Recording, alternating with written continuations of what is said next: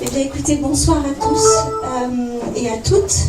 Nous sommes véritablement ravis de vous voir aussi nombreux et nombreuses pour cette soirée qui est donc le portrait d'une femme d'exception, Simone Veil.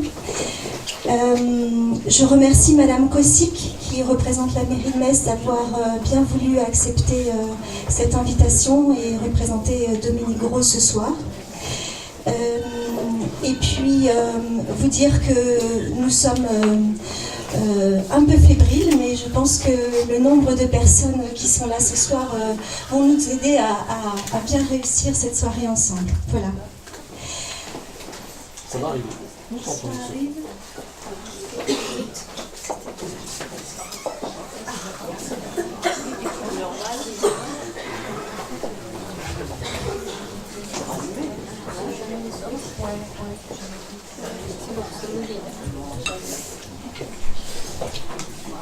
Un tout petit peu de lumière encore. Un tout petit peu de lumière. 30 secondes.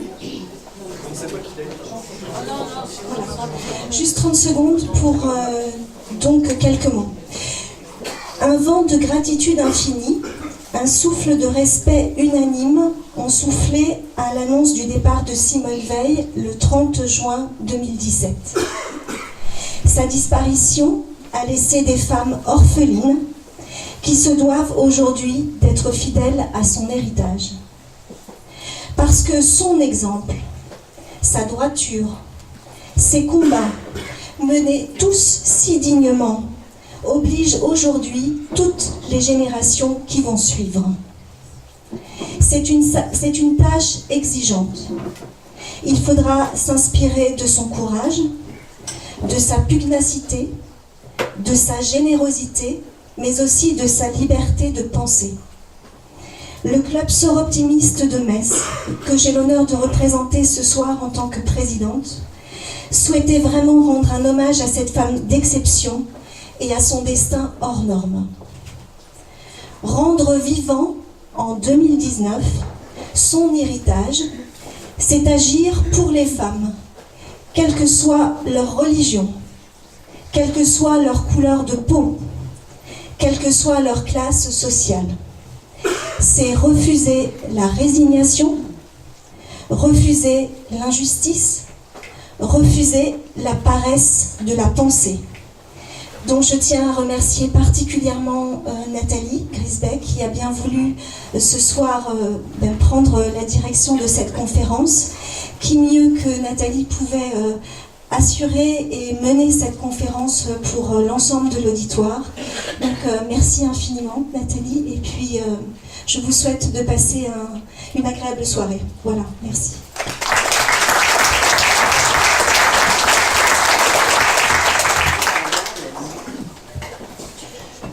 Merci beaucoup à Carole, la présidente, notre présidente du Club Sœurs Optimistes de Metz. Merci à vous toutes et tous qui êtes si nombreux ce soir, où dans notre département et dans notre ville de Metz se déroulent de très nombreuses rencontres, non pas concurrentes, mais en parallèle de notre soirée de conférence ici à la maison Robert Schuman. Merci au club d'avoir organisé cette rencontre. Merci à ceux et celles qui sont venus de loin. Je vois des visages amis de Nancy, de nos amis d'ailleurs que la Moselle strictement entendue. C'est avec beaucoup d'humilité et beaucoup d'émotion après les mots que Carole vient d'utiliser pour décrire cette magnifique personnalité que fut Simone Veil dans notre pays, mais aussi dans notre Europe, évidemment, et je dirais dans notre histoire humaine, celle du XXe siècle et celle donc du début du XXIe siècle. C'est avec beaucoup d'humilité que je voudrais en fait retracer le parcours de cette grande dame qui pour moi incarne, comme Carole l'a dit, mais avec mes mots personnels, incarne ce que fut le XXe siècle, à la fois un siècle de progrès et de construction extraordinaire, et en même temps un siècle où se sont déroulées les horreurs les plus affreuses d'une partie de l'histoire humaine, notamment à travers les deux traumatismes des guerres, et spécialement à travers la Shoah et l'Holocauste. Donc elle est l'icône, elle est l'incarnation de ce XXe siècle, à travers le parcours qui fut le sien, de sa naissance à sa mort. Et c'est ce que, en étant la plus brève possible, je vais essayer de simplement décrire. Je disais à Carole, en évoquant notre rencontre de ce soir, que c'est un exercice très difficile. Moi, j'ai l'habitude de faire des dossiers affreusement techniques, compliqués, juridiques, mais qui sont des dossiers finalement, qui sont des dossiers du commun, alors que présenter le portrait d'une femme telle que Simone Veil, c'est quelque chose de difficile, et donc moi je vais essayer de rester derrière elle pour retracer de manière linéaire ce parcours extraordinaire qui est comme un parcours exemplaire, bien sûr pour nous tous, mais aussi pour les générations futures ou les générations qui viendront après nous.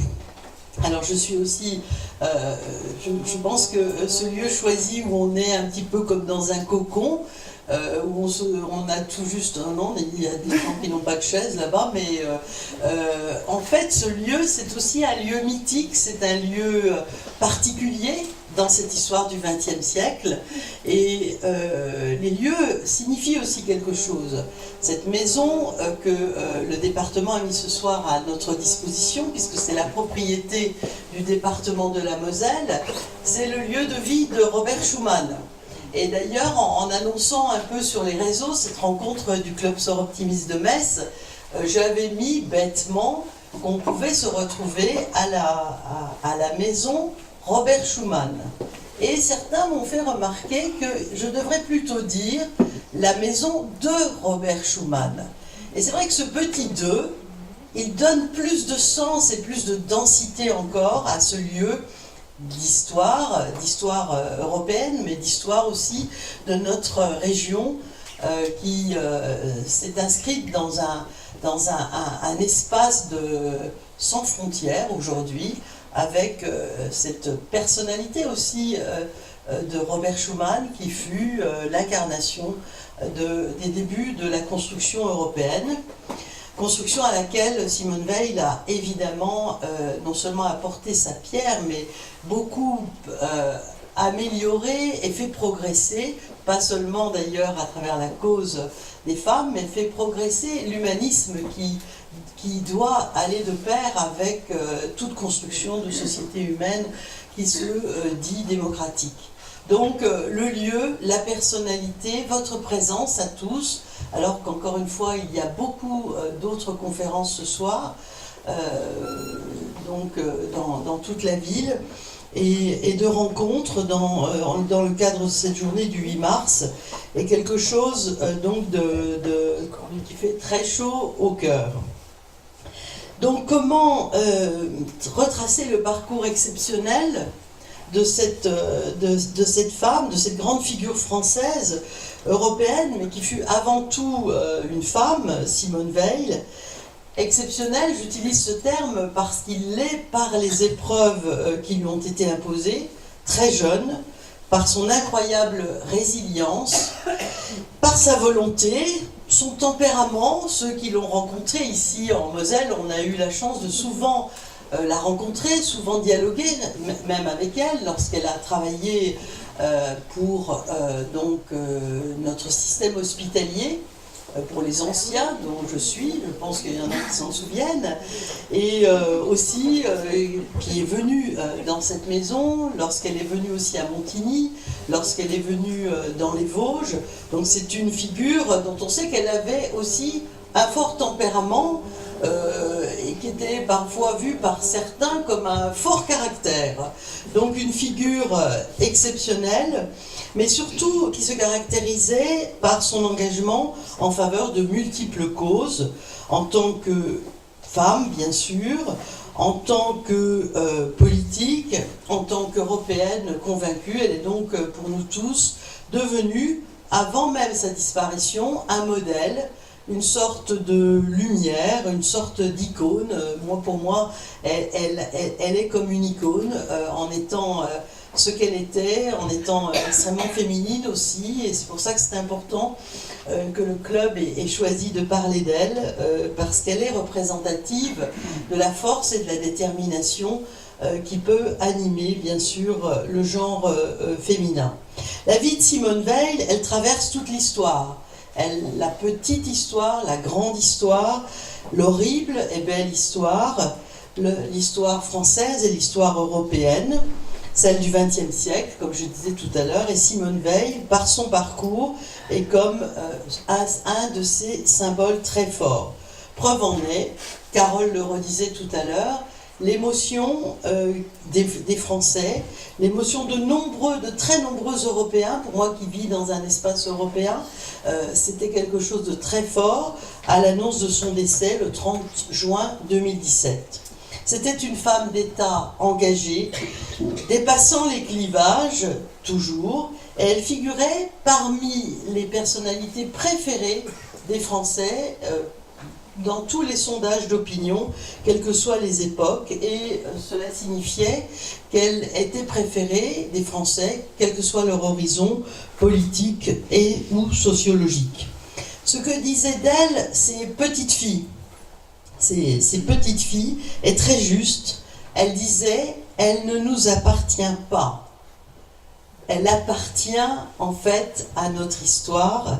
Elle n'appartenait pas aux yeux de ces petites filles directement à leur famille. Elle en est la preuve, cette phrase de Jean d'Ormesson, suite au discours de réception de Simone Veil à l'Académie française en 2010. Il disait « Beaucoup en France et au-delà voudraient vous avoir, madame, selon leur âge, pour confidente », vous vous souvenez du petit terme malicieux de Jean d'Ormesson, pour confidente, pour amie, pour mère, peut-être pour femme de leur vie. Elle a vécu et porté 4 des grands combats et défis du siècle. La lutte contre la barbarie nazie, puisqu'elle est survivante des camps de la mort, la réconciliation franco-allemande, qui malheureusement ne résonne plus aussi souvent avec la simplicité que cela représente à l'oreille des Européens aujourd'hui. Elle a évidemment combattu pour le droit des femmes et aussi pour la construction européenne. Ses combats résonnent d'autant plus fort aujourd'hui après la recrudescence des actes antisémites, c'est tellement affreux que j'ai du mal à le dire, dont notre pays fait l'objet aujourd'hui, puisque j'ai hésité à mettre avec Carole cette horrible photo du visage de Simone Veil taguée par des croix gammées qui datent d'à peu près il y a un mois dans notre pays. J'ai hésité parce que j'ai lu et entendu ce que ces deux fils disaient, et ils n'étaient d'ailleurs pas d'accord entre eux. Si certains ont lu ce qu'ils disaient, certains disaient il ne faut pas montrer cela. L'un d'eux disait il ne faut pas montrer cela, et l'autre disait il faut le montrer. L'un disait il faut l'effacer, l'autre disait au contraire il faut le mettre sous globe. Donc les deux derniers fils de Simone Veil n'étaient pas d'accord. Donc on a hésité et finalement on a décidé de mettre ces images, ces photographies épouvantables, mais qui traduisent, heureusement pas bien sûr l'état d'esprit de notre société, mais qui traduisent ces photos épouvantables, une partie, et qui doit, pour nous, en tous les cas pour tous ceux qui portent ces valeurs, nous amener à continuer le combat contre ces horreurs qui sont comme des pieuvres qui peuvent ressortir chaque jour et même dans les sociétés évidemment évoluées, démocratiques telles que les nôtres. Donc cette profanation de son visage, du très beau visage de Simone Veil, montre aussi, s'il en était besoin, qu'il existe aussi de nombreux coins dans notre pays ou dans le monde où les droits des femmes sont menacés et où ils peuvent être en recul, y compris en Europe, par exemple en Pologne, il y a quelques années aussi en Espagne, et que il est très important de continuer cette lutte pour les droits des femmes, cette lutte contre l'extrémisme, alors que certains mouvements populistes montent en puissance dans de nombreux pays, et dans de nombreux pays européens, comme par exemple en ce moment en Italie, et dans d'autres pays encore régulièrement. La construction européenne qui manque de souffle, alors que nous allons connaître dans quelques semaines des élections majeures pour notre continent, alors qu'elle est la plus grande élection démocratique dans le monde, puisque nous sommes 1,5 milliard de citoyens, et que nous sommes, selon le modèle européen, unique aussi dans le monde. C'est une élection extrêmement stratégique pour notre monde. Les combats, les convictions de Simone Veil, j'ai envie de dire ses intuitions, sont d'une impressionnante actualité, donc, aujourd'hui encore. De nombreux passages de son autobiographie, des pans entiers de ses discours collent parfaitement, mais vraiment parfaitement, comme le rappelait à l'instant dans son propos Carole, notre président, colle parfaitement aux défis de notre époque actuelle. Sa vie illumine d'une incroyable acuité notre passé, mais aussi notre présent, et nous donne une leçon de grandeur, une leçon de dignité, et en même temps aussi une leçon d'humilité. Je vais donc essayer de tenter de retracer ce parcours, ces engagements, de la manière la plus fidèle possible. Ne m'en voulez pas, je ne pourrai pas évoquer absolument toutes les facettes de sa vie, de sa longue vie, de sa vie très remplie de défis et de construction, mais je vais le faire en choisissant et en lui laissant la parole le plus souvent possible, donc en reprenant des propos, des commentaires de son parcours. Alors d'abord, évidemment, commençons par son enfance et la déportation. Une enfance mélangée, à la fois très heureuse et puis brisée au milieu de l'enfance, avant l'adolescence, avec une harmonie familiale très forte que la guerre va faire voler en éclats. Elle dit, je cite, « Lorsque je repense à ces années heureuses de l'avant-guerre, j'éprouve une profonde nostalgie. Ce bonheur est difficile à restituer en mots, parce qu'il était fait d'ambiance calme, de petits riens, de confidences entre nous, d'éclats de rire partagés, de moments à tout jamais perdus. C'est le parfum envolé de l'enfance, d'autant plus douloureux à évoquer que la suite fut terrible, dit-elle. » Simone Jacob naît le 13 juillet 1927 à Nice, dans une famille juive non pratiquante. Elle dit d'ailleurs dans son autobiographie « Une vie », à propos de la famille de son père, qu'elle était profondément patriote et laïque. La famille Jacob est originaire, voilà, c'est les 4 enfants. La famille Jacob, voilà Simone, ici. La famille Jacob était originaire, alors c'est comme un petit clin d'œil pour nous ici. Tu peux mettre la suivante, parce que qu'on découvre, ça les voilà encore. Milou, Denise, Jean et Simone. C'est la petite dernière, là on la reconnaît un peu, en 1934. Vas-y. Était originaire de Bionville-sur-Nier. On ne le sait pas assez, on n'est jamais... On ne connaît pas en fait nos racines, et là on a une racine commune avec elle, c'est à quoi, 18 km d'ici, petit village de Lorraine, donc j'ai mis une photo de notre campagne Lorraine que j'aime, et donc Simone au départ a une enfance joyeuse, comme elle le décrit toujours dans son autobiographie Une vie, et rapidement la famille connaît des difficultés financières au moment de la crise de 29, et doit déménager au début des années 30. Mais Simone, petite dernière de la famille Jacob, garde de bons souvenirs de cette petite enfance. Elle forme un trio très soudé avec ses sœurs, Denise et Milou, comme elle l'appelait, Madeleine, c'est Milou, donc elles étaient très liées, les 3 sœurs, mais elle a déjà un peu un esprit contestataire et frondeur, et de son propre aveu, c'est elle qui le dit, hein, c'est pas nous, les études n'étaient pas son fort, dit-elle. Elle est un peu l'enfant chouchou, l'enfant favori, l'enfant préféré, comme elle le dit elle-même dans son autobiographie. Et très vite, la famille Jacob comprend que ce qui se passe en Allemagne est très inquiétant. Simone est extrêmement proche de sa mère. Voilà, de sa mère, qui restera pour elle toute sa vie un exemple de bonté parfaite. Elle ne se remettra jamais d'ailleurs de la mort prématurée de celle-ci en déportation.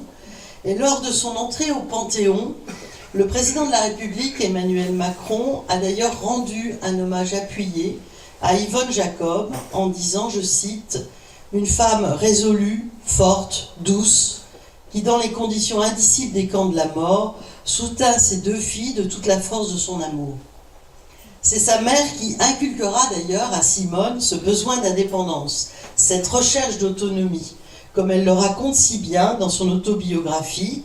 Je cite Simone Weil, « À mes yeux, comme au sien de sa mère, une femme qui en a la possibilité se doit de poursuivre des études et de travailler. Même si son mari n'y est pas favorable, dit-elle, parce que je vous dirai un peu plus loin pourquoi elle insiste sur cet aspect-là, ça arrive parfois. Alors je reprends, il en va de sa liberté et de son indépendance. À partir de 1934, tu peux mettre son père, oui voilà. À partir de 1934, la famille Jacob héberge des réfugiés juifs d'Allemagne et d'Autriche. La France entre en guerre, l'armistice est signé, et c'est la promulgation du statut des Juifs. Son père perd le droit du statut des Juifs du régime de Vichy. Son père perd le droit d'exercer sa profession d'architecte. La famille Jacob respecte la loi, sûre de son bon droit. Et Simone Weil dira plus tard qu'ils ont fait preuve de naïveté. Je cite, « En un mot, ce que nous ignorions au sein de cette famille heureuse où l'on venait de fêter mes 11 ans, puis mes 12 ans, dit-elle, c'est que le paradis de l'enfance était en train de s'engloutir. Nice est en zone libre. Il y a donc dans le sud de la France une arrivée massive de réfugiés juifs. Simone est alors confrontée et vit pour la première fois avec des personnes qui respectent les interdits de la religion juive. Elle était dans une famille juive non pratiquante, laïque. Et donc elle découvre et elle apprend. Et tout bascule vraiment en 1943 avec, ça c'est elle, à Nice, au début des très grandes collages au lycée Calmette à Nice.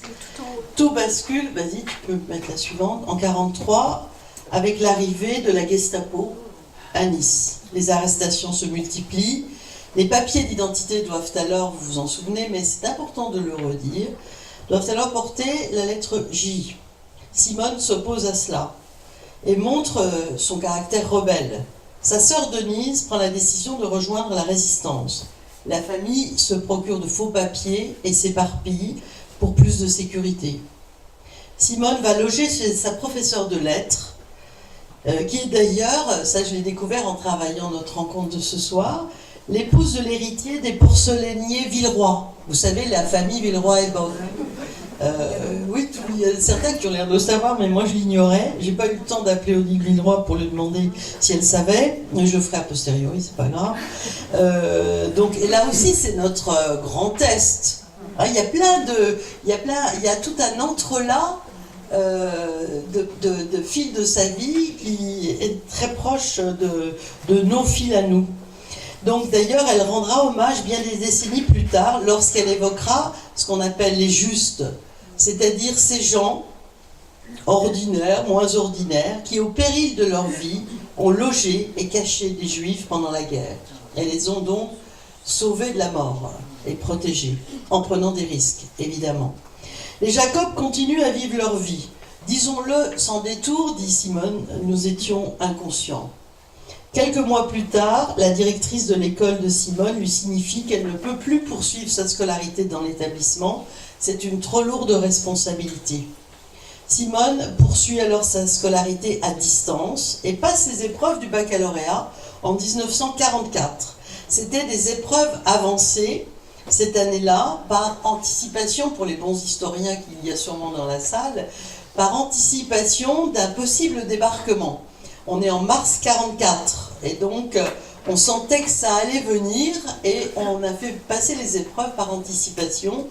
Et comme vous le savez, le débarquement est en juin 44, donc peu de temps avant. Elle est donc bachelière le 29 mars, mais elle ne le sera qu'à son retour en France en 1945. Elle est arrêtée par la Gestapo un jour plus tard, le 30 mars, le lendemain de son bac. Malgré les faux papiers, malgré le nom d'emprunt qu'elle a de Simone Jacquier, et les autres membres de sa famille sont également arrêtés, sauf sa sœur Denise, puisque elle était engagée dans la résistance, elle était cachée.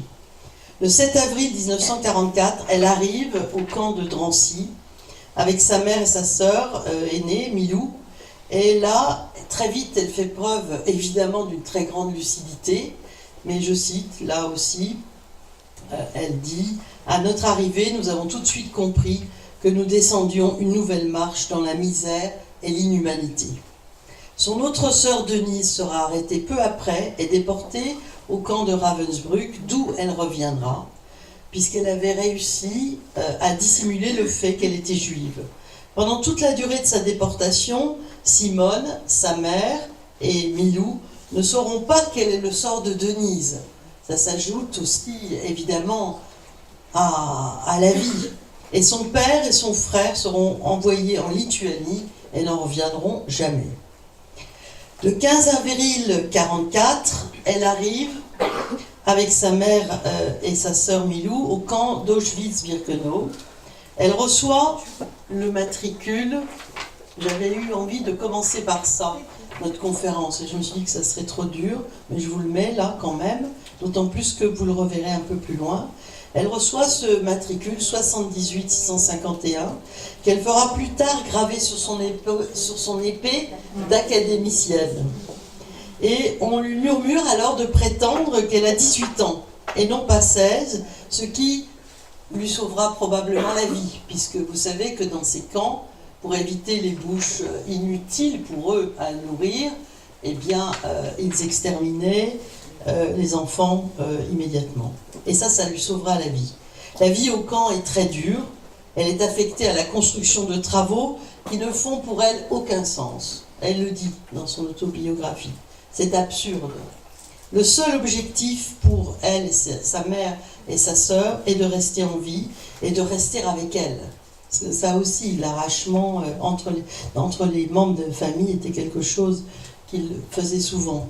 En juillet 1944, une capot, ancienne prostituée, gardienne du camp, la trouve trop jolie pour rester à Auschwitz et lui propose d'être transférée ailleurs. Simone accepte, à condition que sa mère et sa sœur viennent avec elle. Elles sont alors transférées à Bobrek, à 5 km de Birkenau, où les conditions de vie, ou on va plutôt dire les conditions de survie, sont relativement meilleures. Et peu avant la libération du camp de Bobrek, le 18 janvier 1945, les Allemands emmènent leurs prisonniers dans une marche de la mort, d'abord à Auschwitz, puis à Gleiwitz, à 70 km d'Auschwitz. Après un transfert au camp de Dora, arrivé le 30 janvier 1945 au camp de Bergen-Belsen, où sa mère meurt du typhus en mars 1945. Sa sœur Milou, atteinte également, sera sauvée de justesse grâce à l'arrivée des Alliés et la libération du camp de Bergen-Belsen par l'armée britannique le 15 avril 1945. Vous entendez les dates, sa mère meurt en mars 1945 et le camp est libéré le 15 avril 1945. Le 23 mai 1945, elle revient enfin en France. Elle apprend à ce moment qu'elle est reçue au baccalauréat. Elle décide, et c'est ça la résilience, elle décide alors de s'inscrire à la fac de droit, comme elle l'avait toujours voulu. Et elle entre parallèlement au nouvel institut d'études politiques de la rue Saint-Guillaume, c'est notre Sciences Po de la rue Saint-Guillaume. Mais la vie n'est pas facile. Les sœurs Jacob ont tout perdu. Leurs parents, leur père, leur mère, leurs frères, leur logement, leurs biens, leur vie. Elles seront logées alors par un oncle et une tante. Et dans l'immédiate après-guerre, et ça, je souhaitais vraiment vous le dire, La France ne veut pas voir, elle ne veut pas écouter ce qu'ont vécu les anciens déportés. Les Français détournent la tête, ce qui rend la reconstruction des déportés d'autant plus difficile. Simone Veil relate quelques anecdotes glaçantes et révélatrices à ce sujet que je veux vous dire. Je cite : « Combien de fois ai-je entendu des gens s'étonner ? Comment ? Ils sont revenus ? Ça prouve bien que c'était pas si terrible que ça. » Quelques années plus tard, en 1950, dit-elle, ou 1951, lors d'une réception dans une ambassade, un fonctionnaire français de haut niveau, je dois le dire, dit-elle, pointant du doigt mon avant-bras et mon numéro de déporté, m'a demandé avec le sourire si c'était mon numéro de vestiaire. Après cela, pendant des années, j'ai privilégié les manches longues. Beaucoup de nos compatriotes voulaient à tout prix oublier ce à quoi nous ne pouvions nous arracher, ce qui en nous est gravé à vie. Nous souhaitions parler et on ne voulait pas nous écouter. Mais Simone Veil ne voulait pas se taire et toute sa vie, l'horreur de la Shoah agira comme fil conducteur de son engagement, de cette résilience. Elle le fera pour la paix et le respect de l'humanité de chacun. Je voudrais reprendre, pour refermer ce premier chapitre fondateur de la vie de Simone Veil, une citation puissante qui guidera toute son action. Je cite : « Le voyage vers Auschwitz a duré 2 jours et demi, du 13 avril à l'aube au 15 au soir à Auschwitz-Birkenau. C'est une des dates que je n'oublierai jamais, avec celle du 18 janvier 1945, jour où nous avons quitté Auschwitz, et celle du retour en France, le 23 mai 1945. Elle constitue les points de repère de ma vie. Je peux oublier beaucoup de choses, mais pas ces dates. Elle demeure attachée à mon être le plus profond, comme le tatouage du numéro 78-651 sur la peau de mon bras gauche. À tout jamais, elles sont les traces indélébiles de ce que j'ai vécu. 1945 marque le commencement de sa nouvelle vie à 18 ans, de femme. Oui. Et voilà. Quelques mois après l'avoir rencontré via des amis communs et un voyage au ski, elle épouse en octobre 1946, à 19 ans, Antoine Veil. À 19 ans, hein. Futur inspecteur des impôts de 20 ans. Ils auront dans la foulée 3 enfants. Jean en 1947, les petits, Claude Nicolas en 1948 et Pierre-François en 1954. Elle décrit sa belle famille comme ayant le même profil socioculturel que la sienne. Je cite : « Des juifs non religieux, profondément cultivés, amoureux de la France, redevables envers elle de leur intégration. J'ai tout de suite eu un coup de foudre pour eux tous, dit-elle. » Elle retrouve dans leur famille un peu de la sienne qu'elle a perdue beaucoup trop tôt, beaucoup trop jeune. Et cette famille Veil, donc la famille d'Antoine, était implantée à Blamont, en Meurthe-et-Moselle. Donc vous voyez, encore un lien. Une de leurs filles, cependant, a été déportée, mais ils n'en parlent pas. Ce qui gêne un peu Simone, qui se bat pour une libération de la parole sur la déportation. Les Veil, Antoine et Simone, sont un couple soudé. Antoine, après quelques réticences, acceptera de mettre sa carrière en retrait. On dit qu'il avait lui-même des ambitions politiques. Mais il acceptera de rester en retrait, persuadé qu'il était du potentiel exceptionnel de son épouse. On peut le remercier pour cela, en cette journée des droits des femmes, parce qu'ils sont assez rares ceux qui, à cette époque-là, on va dire pas aujourd'hui évidemment, ont fait preuve d'une telle éclairvoyance, mais aussi abnégation. Ça n'existe plus, ça.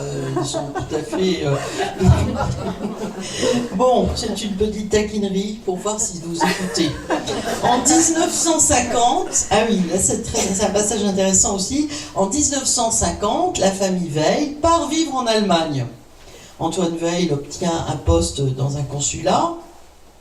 Et ce qui est étonnant, c'est que vivre en Allemagne ne pose pas de problème à Simone Veil. C'est la résilience. Elle est convaincue, dès son retour des camps, que la paix passe par la réconciliation franco-allemande. Et elle ne nourrit aucune haine envers le peuple allemand. Je ne sais pas si moi j'aurais réussi, par exemple. Et dans la salle, je ne veux pas être seule. La vie est douce et apaisée, un peu trop calme d'ailleurs à son goût. Elle trouve que c'est un peu plan-plan. Mais un nouveau drame personnel la frappe en 1952. Elle perd sa sœur Milou, dont elle était encore plus proche évidemment depuis la déportation, ainsi que son neveu, le petit garçon, dans un accident de voiture, alors que ceux-ci venaient de lui rendre visite en Allemagne. En 1953, de retour en France, elle souhaite s'inscrire au barreau, mais essuie un refus catégorique de son mari. C'est niette. Tu ne seras pas avocate. Elle trouve un compromis.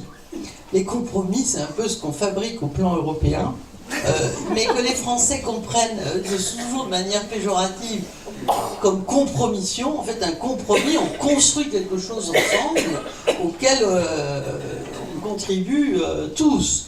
Donc elle trouve un compromis et elle se lance dans le concours de la magistrature.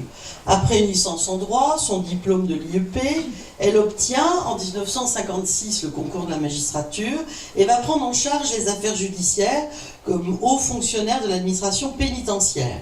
Et comme tout ce qu'elle fera dans sa vie politique et professionnelle, elle va mener ses activités dans ce cadre de la pénitentiaire avec passion.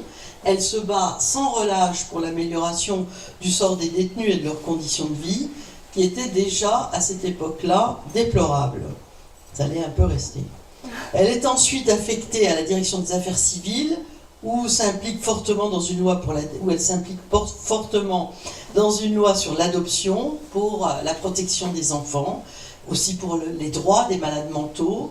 Et elle va devenir, en 1969, voilà, ça c'est la très très belle photo, conseillère technique dans le cabinet de René Pleven. J'ai voulu qu'on mette son visage parce que ça paraît ancien, donc j'ai voulu qu'on voit son visage, qui était René Pleven, ministre de la Justice. Puis en 1970, elle-même, Simone, devient secrétaire générale du Conseil supérieur de la magistrature. C'est la première femme à occuper cette fonction, cette très haute fonction, et ça montre déjà sa force et ses valeurs. À la demande de Madame Pompidou, elle devient aussi parallèlement secrétaire générale de la Fondation pour les personnes âgées et les personnes handicapées que Claude Pompidou venait de créer. Elle occupera d'ailleurs cette responsabilité pendant plusieurs décennies. Elle est nommée, et là aussi j'ai souhaité qu'on mette la photo, oui, elle est nommée à la demande de Georges Pompidou à un poste d'administrateur à l'ORTF. Vous vous souvenez de l'ORTF? Ça ressemblait pas du tout à nos télés en continu, et ce n'est peut-être pas si mal. Donc elle entre aussi comme administratrice à la Fondation de France, et elle est d'ailleurs la première femme à siéger dans ces deux instances. Mais c'est évidemment, et c'est donc la date que vous attendez toutes, en 1974, qu'a lieu un tournant très important dans sa vie politique, qui va la propulser sur le devant de la scène. Elle est nommée dans le gouvernement de Jacques Chirac au poste de ministre de la Santé. Elle est la seule femme ministre de ce gouvernement, même si dans cette salle, beaucoup se souviennent que Françoise Giroud, et je veux dire son nom quand même en cette journée du 8 mars, Françoise Giroud était secrétaire d'État à la condition féminine. C'est dans ce même gouvernement. Donc Simone était ministre dans ce gouvernement auprès de Jacques Chirac. Qu'est-ce que j'ai dit? Ça, j'adore. Je trouve c'est bien, c'est comme dans les vieux films. Donc c'est une de mes photos préférées. Mais c'est pas bien, c'est pas à faire. Dans les premiers mois, elle est chargée de porter le projet de loi sur la légalisation de l'interruption volontaire de grossesse, qui fait des ravages à cette époque, surtout dans les couches populaires, parce que les femmes riches allaient se faire avorter à l'étranger, et les femmes pauvres, qui avaient les mêmes soucis et les mêmes intentions, souvent mouraient d'ailleurs, avec, on appelait les faiseuses d'anges, donc dans des conditions terribles. C'est un projet de loi qui est lourd et pour lequel elle va subir beaucoup d'insultes, beaucoup de menaces et des campagnes de diffamation. Elle subit le mépris aussi, à cette époque-là, de la profession médicale, face à un milieu, dit-elle, je cite, face à un milieu au conservatisme très marqué, je présentais le triple défaut d'être une femme, d'être favorable à l'avortement et enfin d'être juive, dit-elle dans son autobiographie. Et c'est là que nous voyons que ce que nous nommons à notre époque, dans un franglais affreux, les fake news, c'est-à-dire les fausses informations, l'intox, ce phénomène n'est pas nouveau. Comme elle le dit elle-même dans sa biographie, je cite, « Chacun a rapidement senti combien cette campagne, nourrie de tapages et de scandales, de bruit et de fureur, ne reculant devant la bassesse d'aucune calomnie, d'aucune accusation, était surtout menée par des gens d'extrême droite. » Donc elle dénonce dans son autobiographie cette bordée d'insultes qu'elle a reçues, mais face à laquelle elle a continué avec détermination à mener son combat dans le cadre de cette loi. Le 26 novembre 1974, elle prononce son discours resté célèbre de 40 minutes à l'Assemblée nationale, dans la formule donc où elle fait part, dit-elle, de sa conviction de femme devant une assemblée presque exclusivement composée d'hommes. Ça a changé depuis, hein, heureusement. Mais c'était, on imagine donc la difficulté à la fois dans la forme, dans l'aspect politique et sur le fond. Ça faisait vraiment... donc ce texte rassemblait toutes les difficultés pour Simone Veil. La loi est finalement votée dans la nuit du 29 novembre par 284 voix contre 189, puis elle est promulguée le 17 janvier 1975. La loi est à ce moment-là votée pour 5 ans. C'est un peu un dispositif particulier, donc à titre d'expérience. Elle sera définitivement adoptée en 1979, et c'est donc à cette époque que Simone Veil devient une icône des droits des femmes. Nous lui sommes à ce titre toutes, mais aussi tous, extrêmement redevables. Il est temps pour moi d'ouvrir un nouveau chapitre, la concrétisation de son engagement pro-européen, qui est, disait-elle, la grande affaire de sa vie.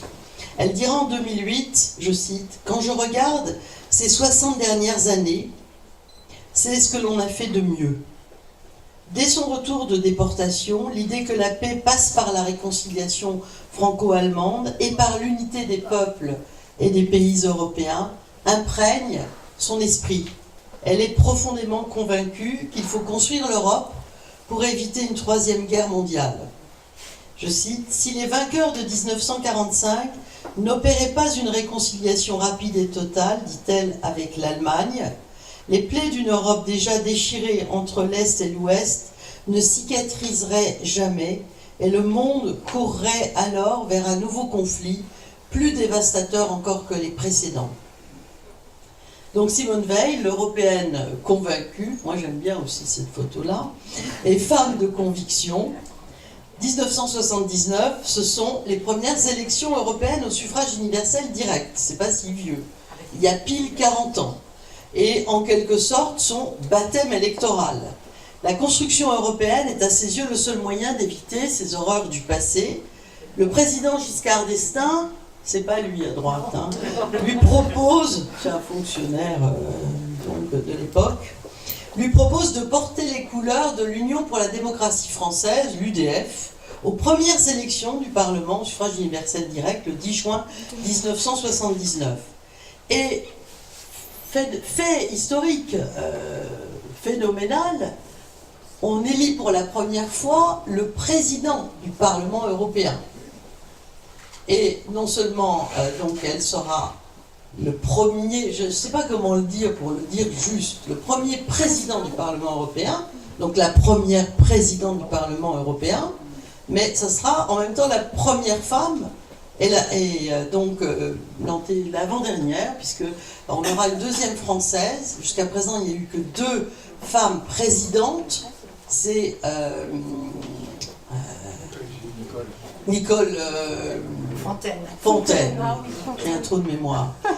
Nicole Fontaine, qui vient de disparaître aussi, et Simone Veil. Mais Simone Veil est la première présidente, et c'est immédiatement une femme. Donc c'est quelque chose c'est un symbole très fort, un symbole à cette époque-là, comme femme, comme ancienne déportée, et comme européenne. C'est aussi un symbole très fort pour la réconciliation franco-allemande. Elle déclame d'ailleurs un discours très apprécié lors de son élection, je cite, « Pour la première fois en effet dans l'histoire, dit-elle, dans une histoire qui les a vus si souvent divisés, opposés, acharnés à se détruire, les Européens ont élu ensemble leurs délégués à une assemblée commune qui représente aujourd'hui dans cette salle, dit-elle, plus de 260 millions de citoyens.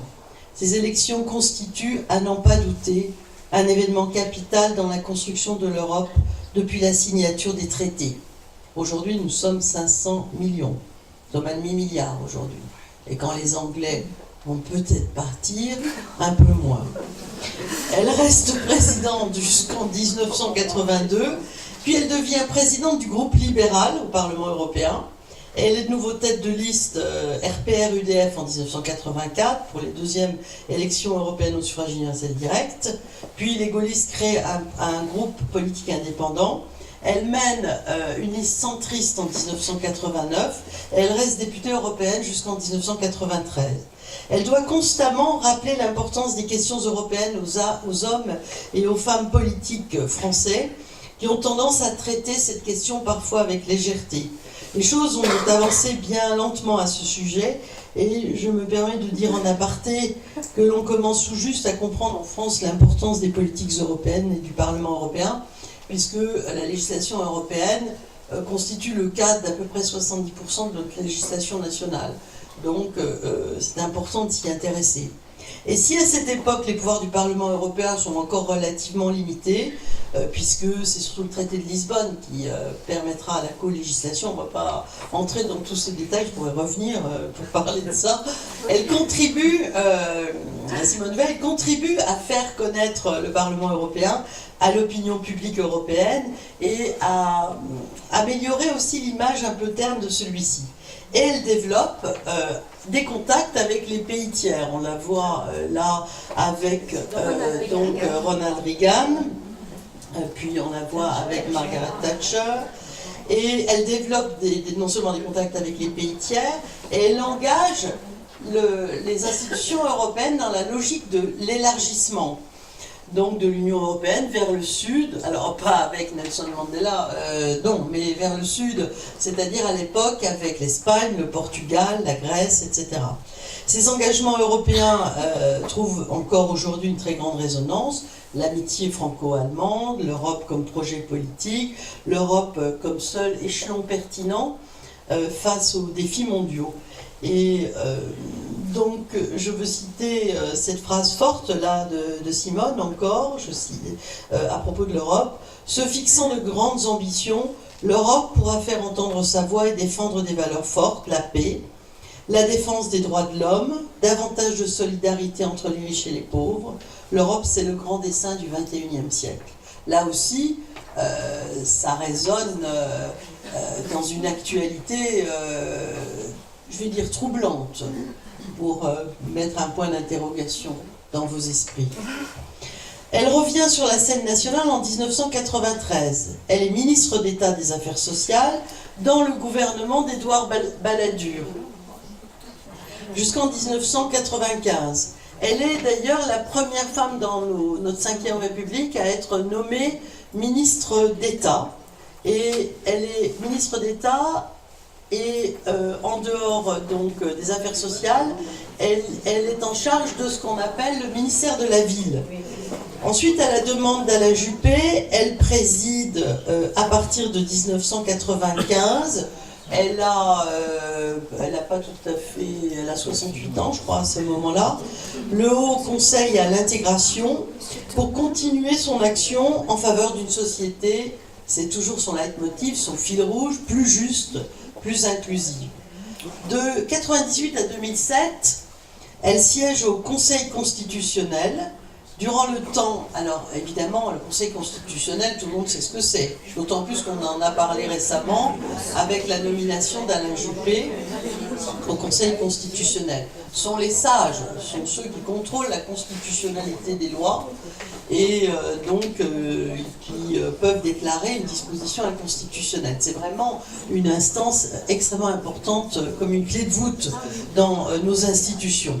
Donc elle est nommée au Conseil constitutionnel et j'ajoute, je ne vais pas être longue sur cette partie-là, mais comme juriste, pour moi c'est important de vous le dire, c'est l'époque où se pose la question de la primauté du droit communautaire, du droit européen on va dire, sur la législation française, sur la législation nationale. C'est un grand débat entre juristes, mais qui a des implications dans le quotidien de chaque citoyen. Et ça va être arbitré, c'est aussi l'époque un peu plus tard, après de l'arrêt Niccolo, par la primauté du droit communautaire sur le droit national. Ça ne veut pas dire qu'on l'impose. L'Europe, c'est nous, on y est dans les instances européennes. On a des choses à dire et on y siège. Donc, mais je le cite au passage. Et puis, toujours Simone Veil, toujours sa personnalité et sa rigueur, en tant que militante de l'Europe, elle va demander un congé sans solde au président du Conseil constitutionnel de l'époque, c'est Pierre Mazeaud, parce qu'elle veut faire campagne pour les européennes, pour le projet de constitution, pour ce qui s'appelle le traité portant constitution européenne. Vous vous souvenez, en 2005, où les Français ont dit non. Donc, comme elle était au Conseil constitutionnel, que le Conseil constitutionnel exige juridiquement l'impartialité, l'indépendance et la neutralité, elle a demandé un congé sans solde, elle a dit « pousse le sort, je vais faire campagne ». Ça n'a pas apporté les fruits qu'elle attendait, et d'ailleurs, ces fruits continuent d'exister, puisque, on voit bien, à raison d'ailleurs, que le peuple français n'a pas compris qu'en dépit de sa position, il y ait quand même des choses qui ont été faites dans son dos. C'est pas une autre question, c'est une question qui va avec quand même, mais que je pose, on ne peut pas tout traiter ce soir. Alors, 2007, elle est évidemment présidente de la Fondation pour la mémoire de la Shoah. Elle reste présidente d'honneur.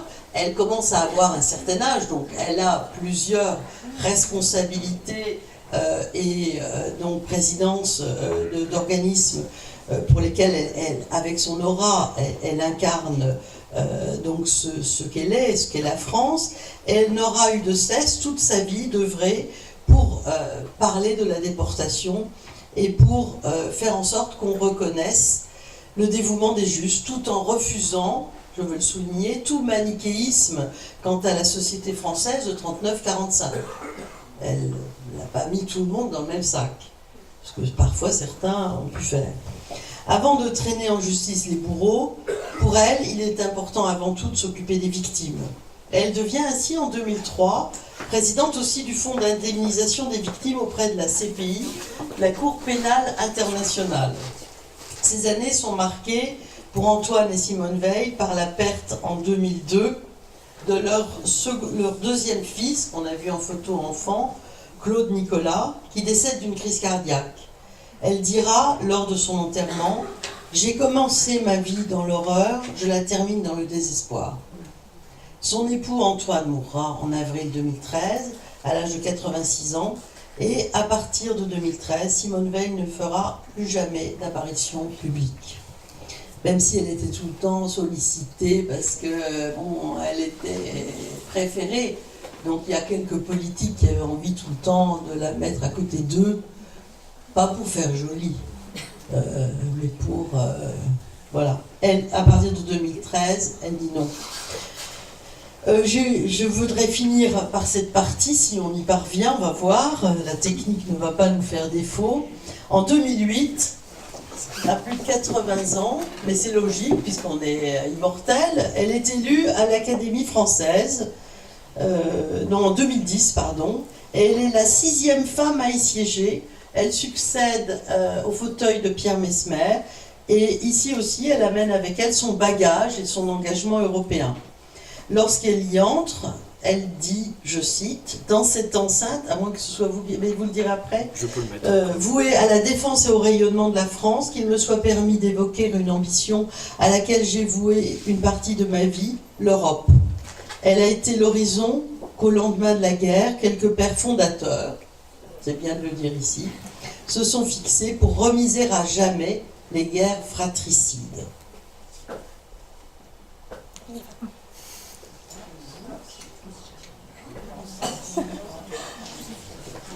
De toutes les figures de notre époque, vous êtes l'une de celles que préfèrent les Français.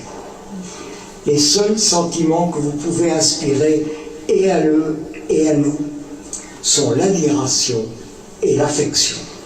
Je voudrais essayer de montrer pourquoi et comment vous incarnez avec plus d'éclat que personne les temps où nous avons vécu, où le mal s'est déchaîné comme peut-être jamais tout au long de l'histoire, et où quelques-uns comme vous ont lutté contre lui avec détermination et courage et illustré les principes qui ne nous sont pas tout à fait étrangers, Monsieur le Président de la République, de liberté, d'égalité et de fraternité.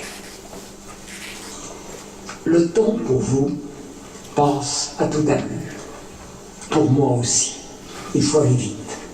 Après avoir été du côté de la liberté des hommes et de l'égalité des femmes, vous consacrez votre énergie, votre courage, votre volonté inébranlable à une cause nouvelle, la fraternité entre les peuples, y compris la réconciliation après l'horreur avec l'Allemagne d'hier et de demain, celle de Bach, de Kant, de Goethe, de Hölderlin, de Schumann, d'Henrienne, de Husserl, de Thomas Mann, et celle de l'Union européenne. De toutes les figures de notre époque, vous êtes l'une.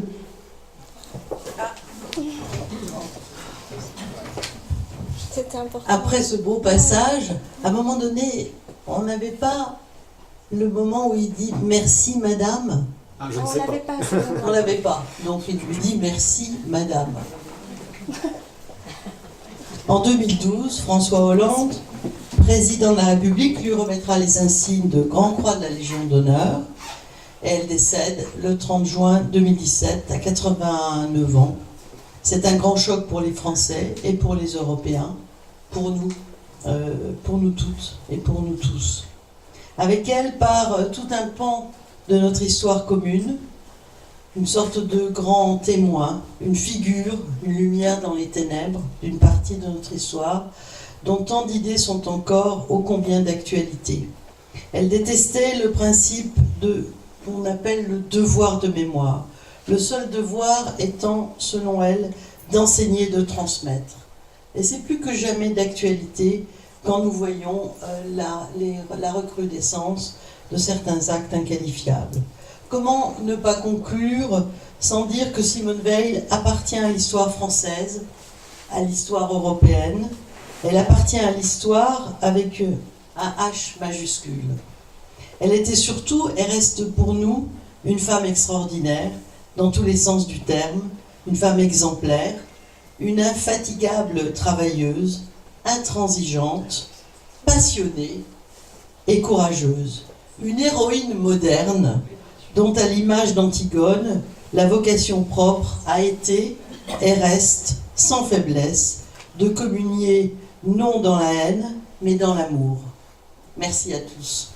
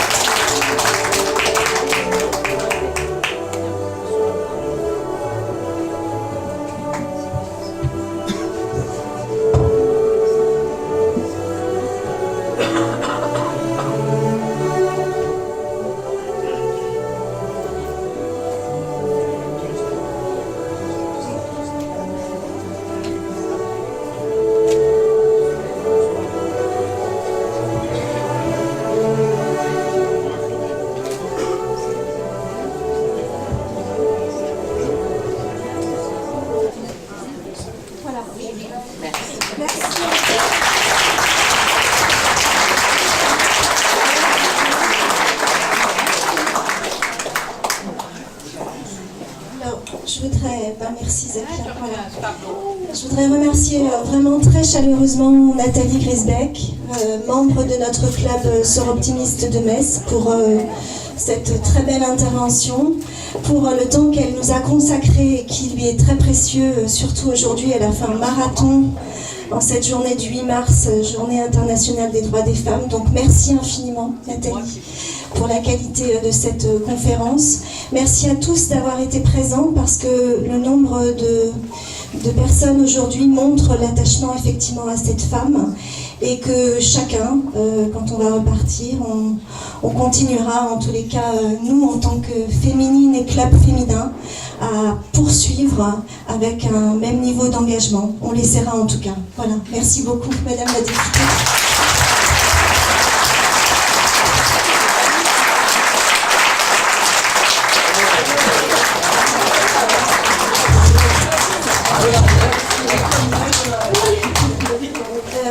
Pour finir cette soirée, je vous propose donc, le club vous remercie beaucoup pour votre présence et donc un cocktail, un petit cocktail dînatoire vous est offert maintenant à l'issue de cette conférence à laquelle nous vous invitons maintenant à rejoindre le hall. Merci infiniment. Merci beaucoup.